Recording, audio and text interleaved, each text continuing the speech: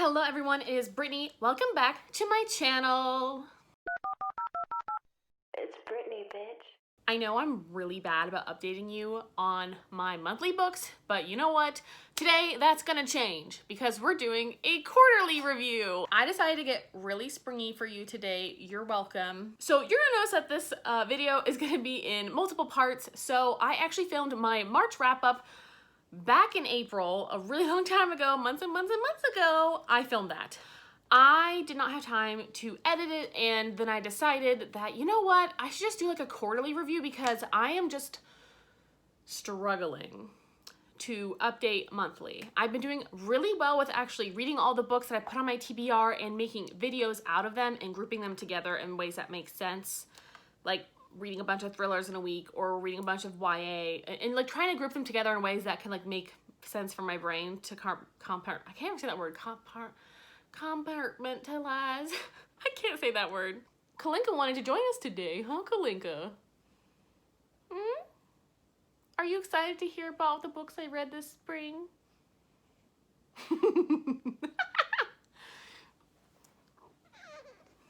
She's unhappy. Kalinka, say hello. This is what my Zoom meetings at work look like. Like, I'm not even joking right now. Don't you bite me! She just went and bit my leg. She's mad. Get out of here. I love you. Don't you come back over here and bite my leg again. Stop it. She literally, like, runs away, and then she'll fucking come back and, like, lightly, like, bite and scratch your leg. I'm sorry. I wanted to show you off to everyone. Rude. Now she's licking herself. She doesn't care. So that part of the video is going to be all those books that I reviewed that month. And then from now on in this form, I'll be updating you on the books that I read during April and May and the beginning of June that I obviously didn't get to in any other videos. So listen up. I read 15 books in March. However, only 7 of those, I believe, were actual real books. The rest of them were audiobooks. I know, I'm as shocked as you are that I actually listen to stuff. I actually listened to as many books as I read, basically. So I'm very proud of myself. I'm just so innovative. I love that for me. I'm amazing. I'm wonderful. Talented, brilliant, incredible, amazing, show-stopping, spectacular. It's after work.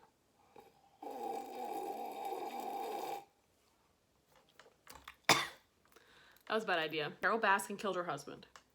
That's the tea. Since I read 15 books, I'm going to try and go through them pretty quickly, and also because you've kind of heard me talk about a lot of these in my 20 books I want to read in 2020.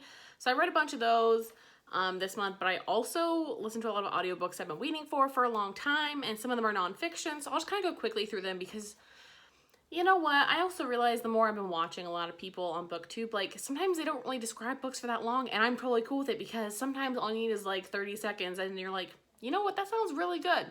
So I'm going to try and do the same thing. I'm kind of a talker. We'll see how that goes. The first book I read this month was Vicious by V.E. Schwab. This book is amazing. It is wonderful. It is 5 stars. It's delicious. I love it. Just go read it. It's basically about these 2 best friends at college who find a way to develop superpowers, and instead of using it for good, become super villains and also hate each other. And I absolutely love that dynamic. And there's a big twist at the end. It was fantastic. You know, there's nothing else I can really tell you. That's what sold me. That's what I love about it. Vicious by V.E. Schwab is a gem in the rough. I just love it. And I don't know what it is exactly about her writing that I love too, but it's very clean, it's very accessible, it's very easy to digest. And I love that about her. It does time travel a little bit in between time periods. And by time periods, I mean just periods of time, like 2 years later, an hour earlier, whatever. So a lot of people struggle with that, but I didn't find any problem with it. It kind of read like a movie. Like if you're looking at a different scene, it would go back to that scene. And then you're like, oh, okay. I had no problem with it. Other people might. I love the characters. I'm rooting for a side, Team Victor. The second book that I read this month was Sadie by Courtney Summers. I gave this 4 stars. It is a young adult novel. I listened to it on audiobook because I knew that it had a podcast in it, and I was really excited to listen to the podcasty part. And for that very reason, I loved parts of the audiobook. Like the podcast part was perfect. So basically, Sadie goes after her sister's killer. So her sister is murdered and she goes after her sister's killer to find out who done it, basically. And through the podcast and through Sadie's point of view as well in differing parts of the book, we come to find out what happened and who done it and what happens along the way and the things that they find out. It was really good. The main character had a stutter, which I think was great representation. However, the one problem that I had with the audiobook was I didn't really like the Sadie's voice actor's voice in general. Like, I just didn't like her voice. It felt too, like, old and raspy for, like, a young child. And her stuttering parts were fine, but sometimes when she couldn't get a word out, she'd make, like, a noise that sounded just like my cat throwing up. And I was not about that. It actually really ruined a lot of the book for me because she would do that, like, a lot. And I know the stuttering part, like, wasn't that big of a deal, and I enjoyed hearing the stutter. I just really did not like her voice in general and that weird thing that she was doing. Did not like that at all. The podcast, however, was great, and then you could even hear like the 911 calls that sounds like someone's actually calling. I love those things about audiobooks, and they put in those little details. Like, those are huge for me. Like, hearing like, oh, 911, what's your emergency? And it actually sounds like a freaking 911 call. Love that. It was a little crimey, little try and find out what's going on. You kind of hear about Sadie's, life, and it was just really good. I did not like a few things about the book, and here are some of the things. Did not like that we don't get to find out how her sister was murdered. I know I'm a sociopath, whatever, or a psychopath. I don't care. I want to know how someone is murdered. Like, I would like slightly grittier details. I don't remember there being any details other than we just found out her sister was murdered and her sister was like 5. Which is sad and crazy and horrible, but like, it was never explained like exactly like how she died, and I swear it wasn't, unless it is. Please correct me if I'm wrong.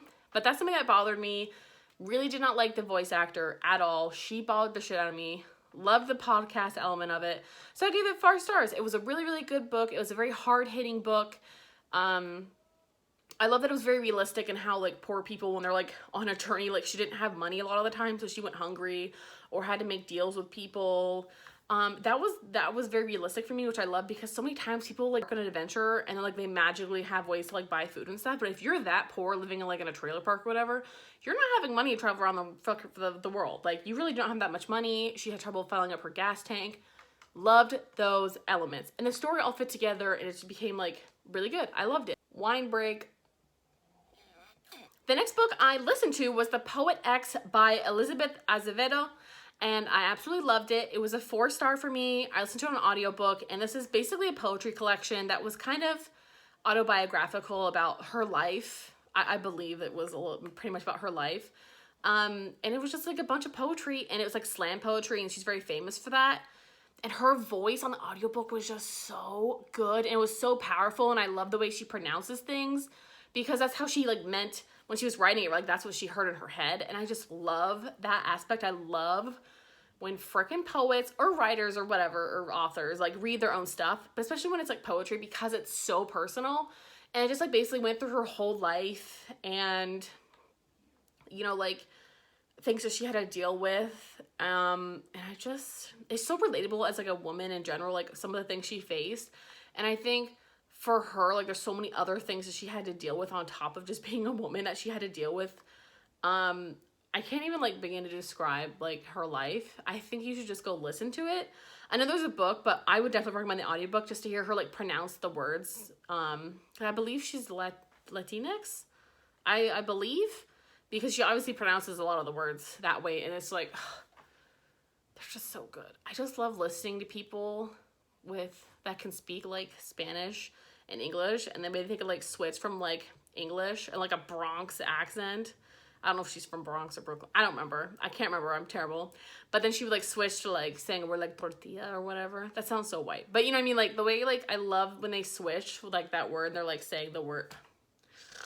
I can't even describe to you how much I love that. So listening to it was an absolute pleasure. I really enjoyed it. 4 stars. Really liked it. Totally go read it. Listen to it. Actually, go listen to it. The next book I listened to was The Radium Girls by Kate Moore. This book was a 4-star for me. I enjoyed it. It was also kind of a long one, like as an audiobook. It's like 15 hours, which is a little bit longer than most audiobooks. But if you don't know, the Radium Girls is about a real life thing. It's a historical book. It's, what's the word I'm looking for? Nonfiction. And Kate Moore, as an author, is fantastic, and she went and researched more about the Radium Girls. And the Radium Girls, basically in like the 1920s through 30s, women were dial painters, right? So for the war, they would write in radioactive paint. They would like draw on numbers and stuff for dials and make airplane dials and watch dials and stuff for the men in the army. And it was like a very prestigious job, and they paid really well. But at the time, most things said that radium was good for you. As we all know today, that's not true. So these women were putting the brushes in their mouths, and it was called lip pointing. Lip point dip or whatever. Lip dip point. I don't remember. She said that over and over in the book. It was great. But they would just twist it between their teeth the right way, so it'd make like a perfect point. So whenever they're making a number or whatever, it was precise because they got paid by how many dials and stuff that they can complete. So basically what happens, these women's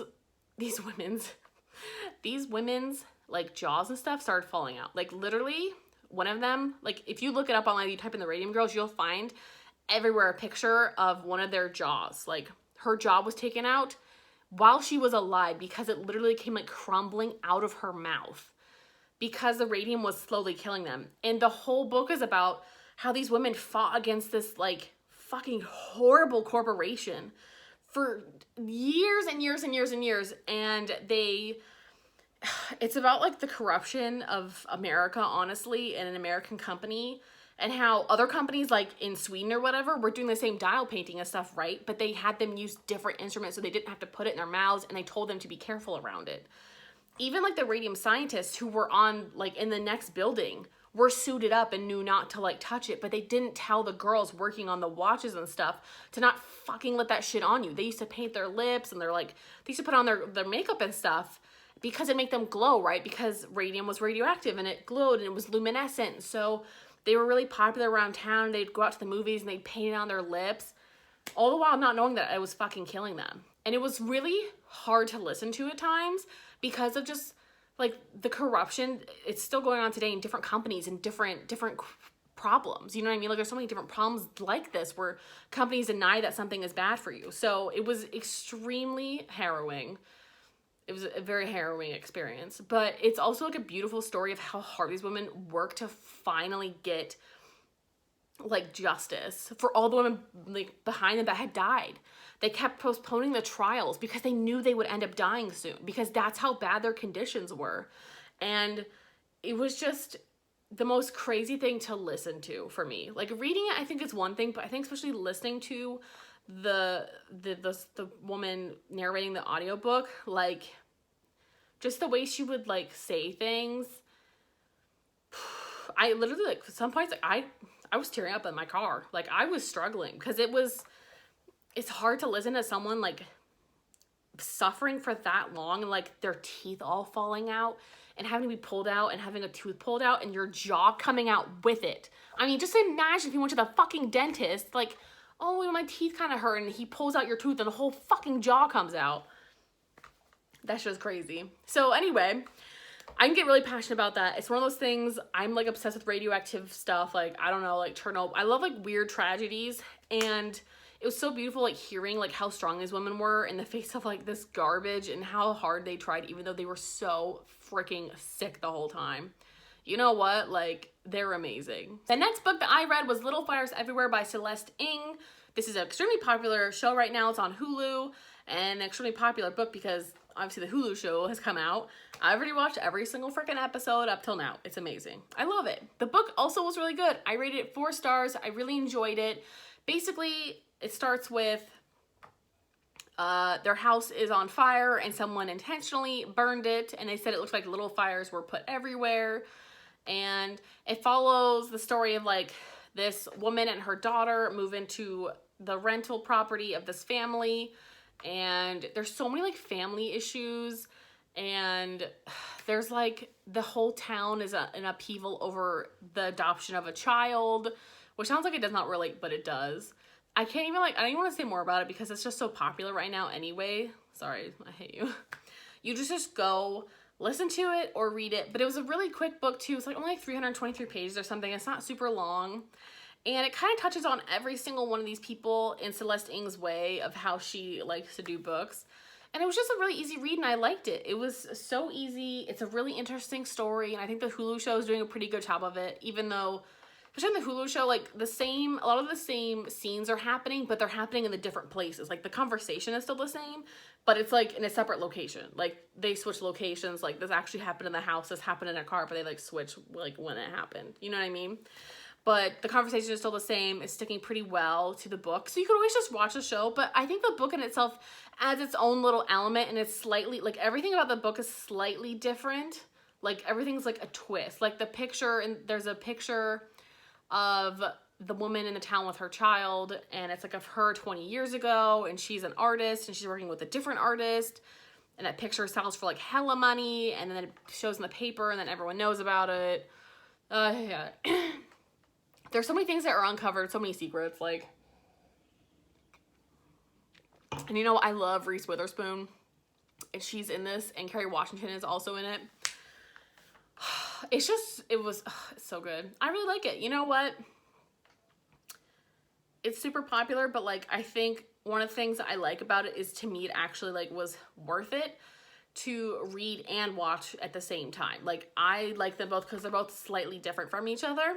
And I know that some people had a hard time with the writing style because she switches between points of view a little bit like Frederick Bachman does. I believe that's his name. And he wrote, like, Beartown and stuff. I love him. He's great.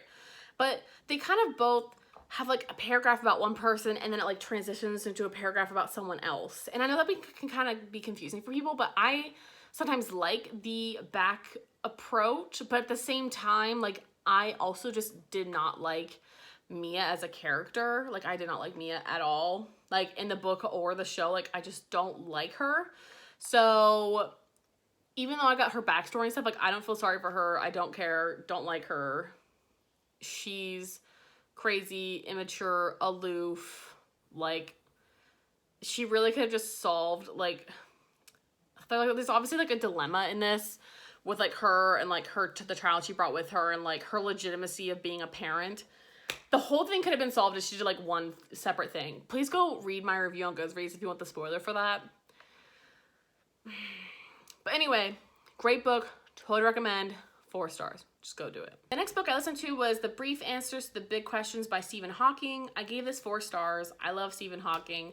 It was very about the universe and black holes and all the interesting stuff. And Stephen Hawking basically just answering questions about how we are going to go to Mars one day and have to live on that planet. I'm just really interested in that sort of stuff. I'm interested in the cosmology side of it. So it was sometimes some parts of it were very scientific, but it's also just, like, his opinion as, like, a person. I just love Stephen Hawking. And I loved, like, hearing parts of him on the audiobook with his robotic voice. I just love his computer voice.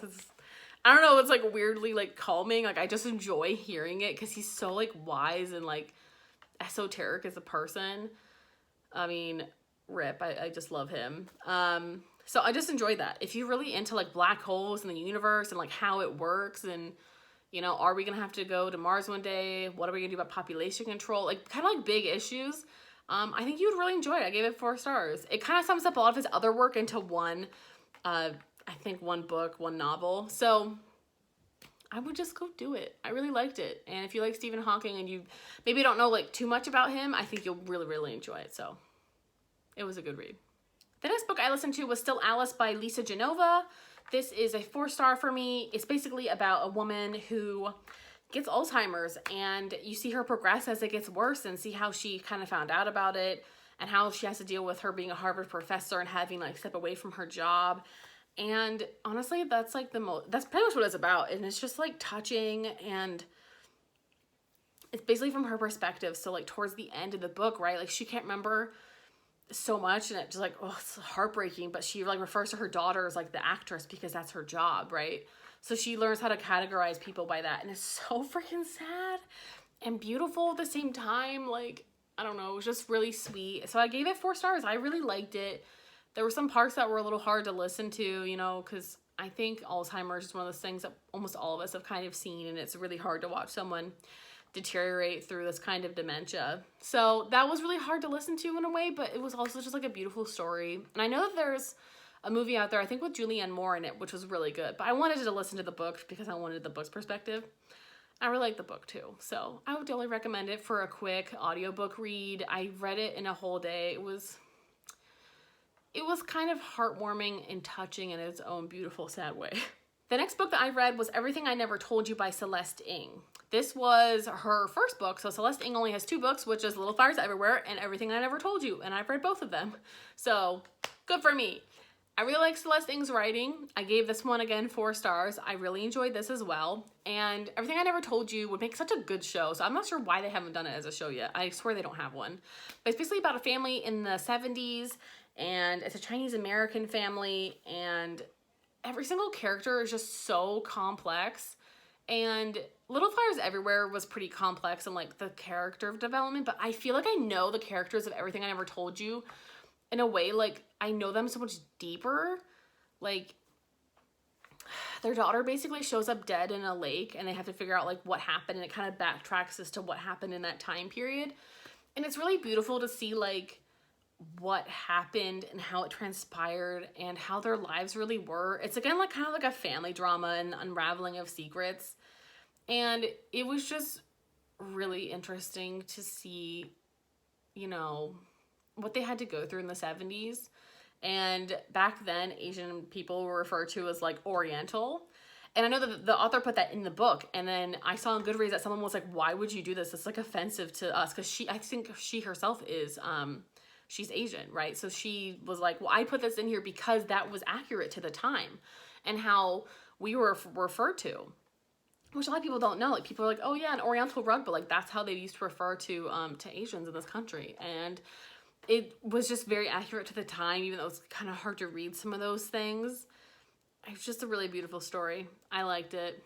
I think if you like a good family drama or you liked Little Fires Everywhere, you'll totally like it. Please go read it. Let me know if you like it too. The next book I listened to was Shout by Laurie Halse Anderson. This was a 5-star read for me, like honestly. So if you don't know, she is the best-selling author of Speak, and she herself is a rape survivor, and that's not like a huge portion of her. It's basically like a big poetry book, and it's just, she's so powerful, and I love, again, hearing authors read their own stuff. And it was pretty autobiographical in her life, and you know, her dad dealing with PTSD, and her dad had her mom, and like hearing all this, her life growing up and how it shaped her into who she is, and her like becoming like this huge like rape speaker, and how she's like a sexual violence speaker, and she helps so many people, and she goes around all these schools, and she even like makes poems about some of the stories that like these kids have told her about what's happened to them. And it's just so powerful. Like I will make all my freaking kids listen to this book. I know that sounds weird as fuck, but you know what? We need some good feminist shit out here. And it's a real story. It's her real life, and it's her real experiences, and she writes them so well. I was extremely, I was impressed. It was like a 3 or 4 hour audiobook. It was pretty short, and I was expecting to kind of like not like it. I don't even know why. I think it's not that I didn't like Speak. I don't like the actress in the movie, so I kept like associating that. What's her name? Kristen, not Belle. I like her. I'll put her stupid picture up or whatever. That one. Kristen Stewart. That's her name. Don't like her a lot as an actress, and she was in Speak, and it's frustrating because I just don't like her, and she ruined the freaking story for me. But the book itself was really good, and I love that Laurie took something from her own life and made it fictional, and like I think that was also part of like her like working through what happened to her, and she actually writes a poem about like the rape itself and what happened, and I just like, she's so freaking strong. Like just listening to it, like I felt so strong and like so proud. Like I will literally cry right now.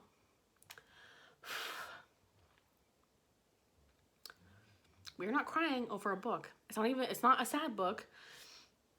It's a good book. It made me so stupid happy to like hear about someone like running their life and like taking control And just like, I just love her. I love her. You know what? I hope I meet her one day. Absolutely love her. I'm gonna make all my kids listen to her freaking audiobook. I hope they still have audiobooks in the future when my kids are like learning and shit. I mean, I'm assuming they will, but I'm gonna make sure they read this because it's so good and it's so powerful and it's something that people really need to hear. The last book that I read this month was The Magnolias Story by Chip and Joanna Gaines. I gave it 4 stars. Everyone knows who the frick Chip and Joanna Gaines are, okay? It's basically their story and their autobiography of how they came to be and how they became to be on their show Fixer Upper on HGTV. If you don't know who they are, like, get out from the rock you're living under. Chip and Joanna Gaines are awesome. Gaines, not games. And I really enjoyed it. I really enjoyed listening to it. I liked because they're actually narrating themselves and kind of hearing their back and forth sometimes. I just really liked it. You know, I gave it 4 stars. I enjoyed it. There's something wrong with it. It was like a great story, just hearing all the stuff that they struggled through, which you would never know that they struggled so hard. Like, hearing about what happened when they came back from their honeymoon, like, was the funniest shit ever, but it was also, like, it would suck. Like, I just know, like, what they experienced, like, would suck. Like, you just get married, and you're totally broke, and you have to move into this, like, rental property that's, like, disgusting with, like, dog piss on the floor. Like, that's so bad. But really funny, and it makes for entertainment. So, you know what? Really liked it. I think you should go listen to it, especially if you like HGTV and Chip and Joanna Gaines. Okay, y'all, those are the 15 books that I read this month. I am stupid proud of myself. Even though a lot of them are audiobooks, like, I still made the time to listen to them, and 15 books in a month is, I don't think I've ever done that. Even when I was reading like a crazy person when I was a teenager and I was like super sad and had like no friends and I was reading all the time, I'm 99% sure I have never read 15 books in a month, because I also just like did not realize I could actually read that many in a month. Because I honestly like read most of my like physical books in the beginning of the month, but towards the end, obviously quarantine got crazy, so I just started listening to them. But like, I realized how much I can enjoy audiobooks as like a media source. So you know what? I'm gonna continue on, and I am going to try to at least get to 10 books next month again. Like, I'm just trying to keep reading because I don't know, there's so many books I want to get to. So I'm gonna keep trying. So some of the books that I got to in videos that I've already talked about, I'm gonna list those, but I'm not gonna talk about them in this video because obviously I've done reading vlogs and updates and wrap-ups for those sort of things. And I'm gonna link all of them down below, and I'm gonna kind of, I'll put them in like their respective places, right? So for the quarantine reading vlog, I read Children of Blood and Bone, and I read The One. For the stay-at-home reading rush, I read The Sun and Her Flowers, The Toll, Will My Cat Eat My Eyeballs, and The Invited. For my Owls wrap-up, I read A Wizard of Earthsea, Autobiography, and Where the Crawdads Sing. For the Asian Readathon, I read I Am Malala, Honolulu, Women of the Silk, and Legend.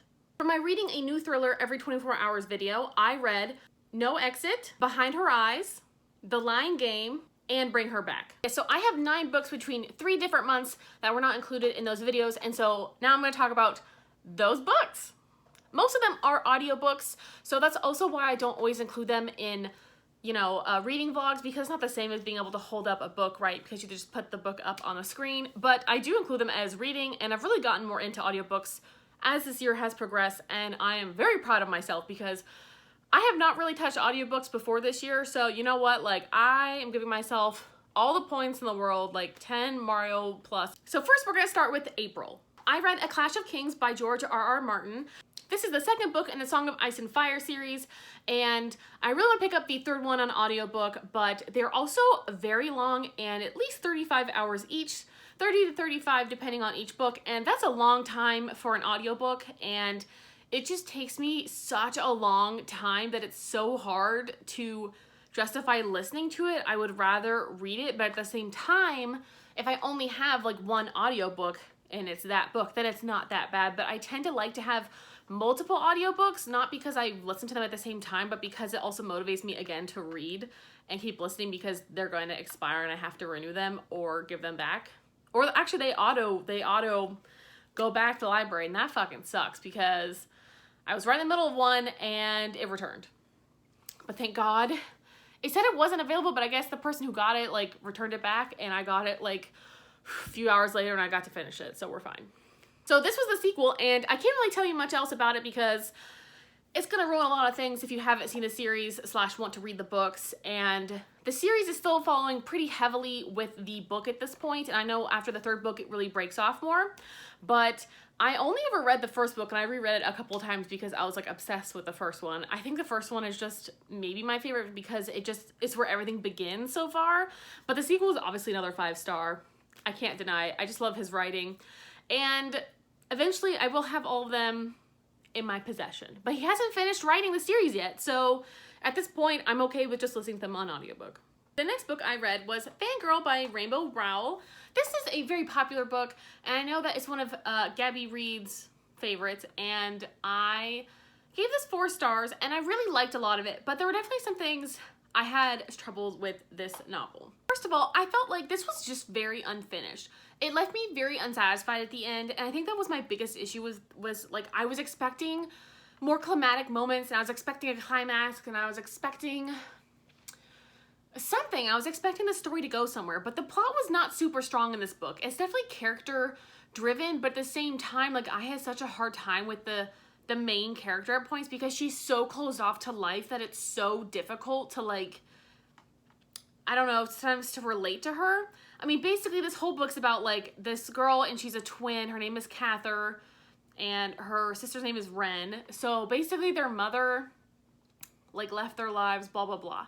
But they only thought they were having one baby named Catherine, so they split it up into Cather and Wren. Interesting idea, didn't hate it. And then they both go off to college, and she's really big into her fan fiction, and she basically wrote like Wayward Son by Rainbow Rowell, you know. I guess the whole point. And there was a lot of those parts in here. Those parts also for me personally were pretty boring and just didn't really fit in with the story all the time. Like when I was reading Radio Silence, for example, like that's a big fan fiction book, and I enjoyed the fan fiction parts. But for this, I didn't enjoy all the fan fiction parts. I had a hard time with them. The relationships in this felt very real, but at the same time, like, Cather and her boyfriend Levi's, like, relationship is so awkward at times and just so cringy. And it's really, like, I know people that have relationships like this, but watching it from the outside just feels so awkward. So awkward. But the strained relationship between the two sisters, Cather and Wren, I really enjoyed that. I think that's accurate because I feel like in every fucking book they like hate their sibling or they love their sibling. And it's nice to see like actual familial love, but like a struggle to understand each other at all times. I think my biggest issue is I just wanted more plot. Like I wanted more things to fucking happen. I felt like she was not in control of her own life and there wasn't any direction, and it just felt like there was no plot to this. And it's like such a shame because it has such a great concept, but I just wanted more. Like I almost want to like rate it lower because I so want more, but I feel like a 4, like a good solid 4 is like deserved because I enjoyed it and it just had so much potential. It's just, oh, it's so hard. The next book I read, I actually listened to, was Educated by Tara Westover, and this is a memoir of her life, and it was very hard to listen to, but it's basically about her life growing up with like this very radical, I think it's Mormon family, Latter-day Saints, I'm not 100%. But her father is a little Looney Tune, and he literally thinks the world's gonna end in Y2K. I know a lot of us, you know, like joke that was gonna happen, but he actually believed it was gonna happen in the year 2000 and stockpiled stuff. And then when it doesn't happen, he falls into like a deep depression. And just hearing about her life growing up was just intense. I gave this 4 stars. It was also kind of hard to believe that like half of her siblings all have like doctorates now. If you're coming from like a family that can't afford it, like your student loans must be fucking outrageous, like outrageous, because you've had like no traditional schooling like most of your life. It's just crazy. And the whole thing is like so controversial because her family obviously denies like a lot of these things happened, but I know that's quite common in abusive families that they deny that like they didn't do anything wrong. And like her brother, I think his name was Sean, was like severely abusive to her.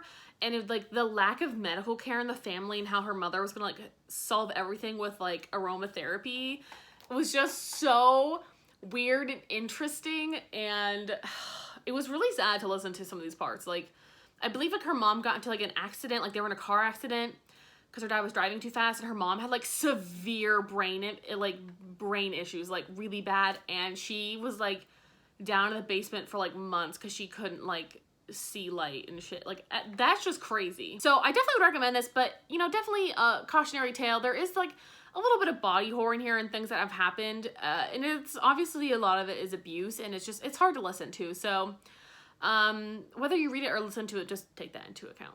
The next book that I read was The Woman in Cabin 10 by Ruth Ware. This book starts off with a home invasion, and the character is extremely paranoid, and she's worried, and then she basically gets an assignment for work that she has to go on this cruise and like write reviews for their magazine or whatever. And she gets to this very luxurious, beautiful cruise, and one of the nights she's there, she swears there is a murder in the cabin next to her, but there's no one in cabin 10. Interesting premise. I gave it 3 stars. I definitely enjoyed this, and I did like the end. It was interesting. But again, I feel like Ruth Ware's writing for me is just like a 3-star writing on a normal, like, good book for her. Like, The Turn of the Key also was like a 3-star for me. I like them. They're good. Some of the points I'm like, interesting. I like that. That was a tasty bit.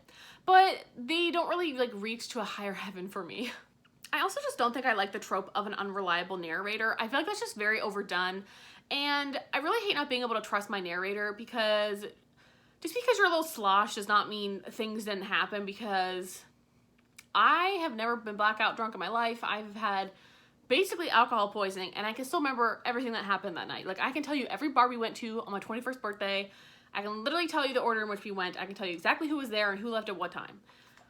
I was still drunk beyond my mind and basically had alcohol poisoning the next day, but I wouldn't say I was an unreliable narrator. Like, I feel like if you can't just like see things, and I feel like that's just a trope that people rely too heavily on, and not fun about that. But I do like, you know, I like the in the room murders. Like, there's a 1-room mystery. Like, there's only so many people on the freaking boat, and you can't do anything about that, and so you know someone is the killer. I like that trope. I think that's very interesting because everyone is like a suspect, right? And that didn't have me guessing. I wasn't 100% sure on who it was yet, so I liked that. So overall, good 3-star. If you want a nice little thriller for your weekend, this is a good one. Okay, now on to the books that I read in May. I listened to 11/22/63 on audiobook, and this is a Stephen King novel that's a little more recent, and I found it very interesting, and it was a little bit longer than I would prefer for my taste. I feel like definitely a big chunk of the book could have been cut out, but it's basically about time travel. And our main character can go back through time, but he can only like change it one time. Like, if you go back to the future and then you go back, I mean, if you go back to your normal timeline and then you go back in the future, what you did the last time would be erased. So, super interesting concept. And basically the whole plot is he was thinking about, you know, trying to go back in time to save JFK and see what would happen in the world. And it's just so interesting, you know, like what Stephen King came up with and the lives that he like ensnares together. Super interesting. I know that there is I think it's a limited series on Hulu. I haven't watched it yet. I know it has James Franco in it, so I was like, that is not who I envisioned as Jake at all, but whatever. Because Jake's supposed to be like a really tall, lanky dude, and James Franco was not that person. But I found that super interesting. I don't really want to say anything else because I don't want to ruin it, because it's such like an experience of its own accord. But I gave it 5 stars. Like, I didn't really have like too many complaints, and the ending literally made me tear up a little bit. Wasn't expecting that. But it was so interesting, and it just, oh yeah, it's a little bit of a mindfuck though. You really have to pay attention, because I listened on the audiobook and I paid attention like the whole time, and there were still a few parts I had to rewind to make sure I knew what was happening, because obviously this is a time travel novel, so you want to make sure you know what's going on. But it's very interesting. I would totally recommend it. I think it's the first Stephen King I've actually ever finished, technically. So I guess that's a good sign.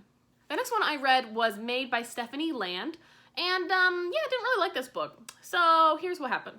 I gave it 2 stars. I kind of want to give it a 1, but it's kind of a smaller known book. I think, I mean, it didn't win the nonfiction thing last year, but I know it was nominated. I just had a really hard time with this. So here's what I had a hard time with. Let me try to explain, okay? I'm not an asshole, I promise. This is someone's life story, right? So I didn't want to be mean, but like she reminds me so much of one of my old friends that always used to complain about her life and just would never do anything to change it, and just like accepted that her life was shit and refused to like reach out to people. That's basically what this was like. So we have like a 28-year-old white woman, okay, who ends up working as a maid. Like she chose to work as a maid because she chooses to keep a child that an abusive man does not want, and he let her know he did not ever want a fucking kid, and she decides to keep it. And then she basically forces him to try to pay child support and hang out with his child. And I'm like, I don't know why it's so frustrating to me, like certain people's life choices, but like this is exactly like my old friend. I think it was just so triggering that it was exactly like her actions. I'm like, the dude made it so clear he doesn't want a fucking kid. He doesn't want a kid with you. He doesn't love you. He doesn't want to be with you. He doesn't want to support this kid. He doesn't want to hang out with it. Why are you forcing this dude to hang out with the kid and help support it and hang out with it and try to spend time with it? He doesn't want your child. He doesn't want your little girl. You chose to have her. Even though you even said in the book you weren't against abortion, which is cool. I'm glad, pro-choice for you. It was just so frustrating because she made her choice, which is fine. And then she like tried to make him like pay for it. Like, I understand that goes both ways, but at the same time, like he made it so clear from the beginning that he had no intention of ever having a kid. They weren't in a serious relationship. It was just really frustrating. And it was frustrating by the time you're 28, you have no other fucking skills. You have to go be a maid. I really thought that was gonna be a story about like an undocumented woman coming to America and she has to be a maid to survive. Like that was a story I was expecting, to be totally honest. Like I was so on board for that story because I would just like feel for that person who literally cannot speak any other language, probably then Spanish, right? Very little English, has no other skills, right? Because they don't know how to speak the language to work with. If they were like in healthcare, they can't say stuff in English. Like that makes sense to me. So when I found out this girl was totally fucking white and has lived in the US her entire life and is 28, you're almost 30, and you have no other life skills that you're trying to do. Like you can't like... You could go work at a grocery store and make more money than being a maid. It just was so frustrating. Like, her life choices that she made, like, that was not your only choice. You had so many other choices, and yet you chose to be a maid and live in a mold-infested apartment, and your daughter and you are both getting sick all the time. I don't know. I'm just getting angry thinking about it, and that's how I felt the whole time listening to this book. I felt so angry because I was like, I just want to help her, but at the same time, like, I just felt like she was being dumb. Like, you really don't have any other skills at your age to go to a grocery store. Like, seriously, go work at Target. You can at least get, like, if you work 40 hours a week, you can at least get fucking benefits and shit. Like, you're never gonna get that as a fucking maid. So many people have kids that work normal jobs, so that's all I'm gonna say. I've had many single women friends. My stepmom was a single mom for a long time. My mom was a single mom for a long time. I have experience with single moms who have fucking jobs and raise kids. They don't have to work as a maid and make excuses for their life. That's literally what this whole thing felt like, was just like a giant excuse and like, oh, woe is me. I'm sorry. That's just how it felt. When you said maid, I was like, wow, this undocumented mother came to the States and she's trying to take care of her child and she doesn't speak the language. And then I thought it was like the kid translator or something. Like, that's exactly what I fucking thought this book was. It's not that. So, I know it's really harsh. That's how I feel about it. Just thinking about it right now, like, it makes me so mad. I feel like I've wasted 8 hours of my life on that book because I'm just so mad about it because it's not what I expected at all. And you know, I think I'm gonna go change my review to a 1-star. Like, I was trying to be fucking nice, but like, I wouldn't recommend this. It just makes me mad. It'll probably make you mad too. The next book I read was also a controversial one, and it's American Dirt. So this book I was really excited to read. I had it on audiobook. I had it queued up. I was waiting for it for like months. Okay, I gave this 3 stars. Here's some reasons why. Number 1, this is written by a white woman, and it's basically about, you know, a mother and her child, and they're trying to cross the border into the United States after their whole family was killed by the fucking cartel. Number 1, very typical. Like, that's interesting. It starts off with that. It starts off with gunshots and them all getting killed, and just the mother and the son are surviving. Number one, I love the audiobook narrator. I love when people obviously can pronounce like Spanish things correctly. It's beautiful. I did have a hard time with some of her pronunciations of some words that just drove me nuts. I can't remember what they are right now, but like, I think it was like merciless and she was like merciless. I don't know why that bothered me. There were so many of the words like she just mispronounced, and otherwise her English was like perfect. That was weird. But the whole point of this was so many people were pissed because a white woman got like this huge advance to write this book, and it was like hugely like marketed, and it feels a little like torture porn. It feels like everything just bad happens to the characters to like show a story. There's no, to me, like character development. The story is like them trying to survive and like getting fucked up by their life. Like that's how it felt. It felt very torture porny, and it didn't humanize the characters. If I would have fallen in love with characters and stuff, it would have been different, but they just felt like caricatures of people. I know she did a lot of research for this book, but I think the difference for white people writing books about non-white people obviously is research, but you have to humanize their characters. You have to make them feel human. It feels like the caricature she's trying to get away from. You know, they didn't feel unique enough as a character to be like a standout person. It just feels like every other fucking story I've read about this. It just like documented her journey traveling to the US, and it was just like not the tea. Okay, now we're on to the books that I read in June. And I only read 2 other books in June that were not in my other videos. So here goes. The first one was The Wife Between Us. And I'm gonna tell you, I was really excited to read this because I'm trying to get a little more into thrillers lately. And I have so many on my list that I want to read that sound interesting. So I'm just trying to fucking do it. That's how I felt about this book. I did not feel good about it at all. It was a 2. Nah. I wouldn't waste your time with it, honestly. I mean, you might like it, but like for me, So let me sum up my Goodreads review for you in a maybe nicer sense. I didn't care about this at all. It wasn't thrilling. It wasn't suspenseful. It wasn't interesting. There was like no fucking plot. It was so boring.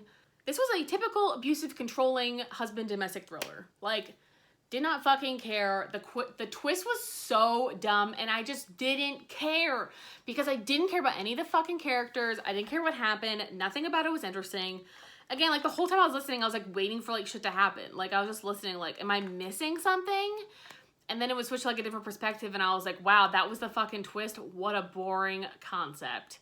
My good friend Ariel rated this. She rated this 5 stars. Again, we have very different tastes. I feel like I just see these things coming like a mile away, and some people just don't. Or they can suspend their disbelief like long enough, but I just can't. Like, I see through shit so easy. And sometimes I'll like let myself be surprised. I'm like, ooh, it's gonna be a surprise. No. Yeah, like the epilogue was the interesting part. It was like the interesting twist.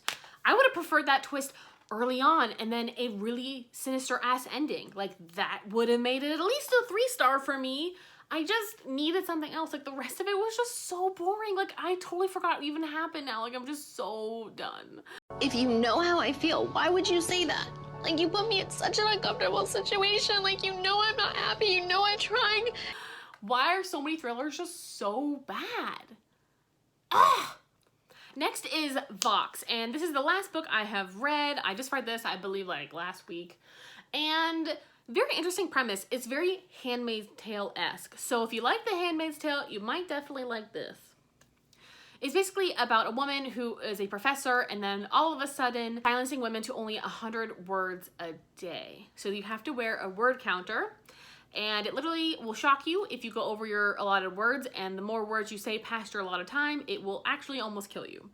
Very interesting concept, and they even put on young children. So some of the more harrowing parts of this were her daughter being in class, and she was like, Mom, like she was trying to say like she got the lowest, and she didn't understand what she meant, but she had the lowest amount of words spoke. So her daughter has spoken 3 words all day and was going to win an award for it. How fucking sad is that? So the premise of this was super interesting, and then it just like really fell short because the first like 2-3 hours of this were interesting and kind of terrifying because her son was being like indoctrinated by like the Bible the Bible class at school, talking about like women's roles and stuff. And it was just fucking scary. Like, it was just so, ugh. Like, hearing the words come out of her son's mouth about her place in the home was just like, it just instilled like my feminist heart with fear. It was just so scary. But I don't know, the whole time, like, I didn't really care about the characters. I cared about like the story was interesting, but there wasn't enough world building, and it just felt really clinical. I know that the author, I guess, is a scientist herself, so she's not specifically like, I don't know, like an author. She does the same job as her character in the book, so she obviously knows a lot about what she's doing, right? But it just lacked that warmth from an author. But the plot is interesting, but again, like, there were so many parts of it I just felt like were so Handmaid's Tale-esque, and I would just rather you read The Handmaid's Tale. This was so interesting and could have been a great concept, but it just wasn't fully actualized, and at the end, like, a man saves everything, and I was just like, really? I don't know, it just hit me the wrong way. Plus, I feel like there were so many, like, subplots and stuff that I really wanted to see happen, and they just never went anywhere. Like, they were like, poof, off the bridge. So, I mean, that was just a disappointment. Like, this really could have had, like, some big potential, but overall, I'd recommend it because it's just its own interesting story. But if you really want something along those lines, I would also just recommend The Handmaid's Tale, because that one has a lot more world building and it makes a little bit more sense. Because this one, you know, has a little bit of background, but there's just not a whole lot of, like, world building. Like, it literally just felt like a Handmaid's Tale ripoff is the best way to describe it. Like, everything even happens in here just feels like so similar to what happened in The Handmaid's Tale. So, okay, those are all the books for my spring wrap-up. Thank you so much for watching. If there's anything you want me to read in this summer quarter, just let me know. I may do monthly updates again soon, because maybe I'll only have like a couple and then it'll be a lot easier. I'm not really sure.